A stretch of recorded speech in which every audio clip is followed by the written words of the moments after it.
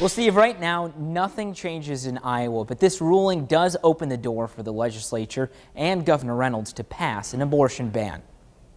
Abortion is still safe and legal in Iowa. Attorney and Drake law professor Sally Frank says despite the uproar outside the U.S. Supreme Court building over the Roe v. Wade ruling, abortions are still legal in Iowa right now. Iowa did not have a trigger law in place, so for abortions to become illegal, the legislature will need to pass a ban and Governor Kim Reynolds will need to sign it. We're, of course, out of the legislative session, but there's nothing that bars the governor from calling a special session. Pro-life Governor Reynolds could call her Republican-led legislature back for a special session and pass an abortion ban now. But we haven't heard of any plans to do that as of Friday evening. I'd be surprised if Iowa Republicans made no moves whatsoever toward restricting, if not eliminating, abortion rights.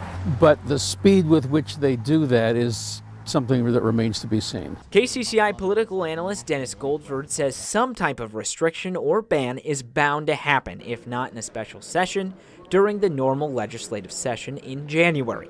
But the midterm elections come first, and Goldford expects abortion to be at the forefront of the Democratic candidates' talking points between now and November. What some Democrats are hoping is this will galvanize especially younger Democrats who normally don't vote in a midterm election to turn out this time around.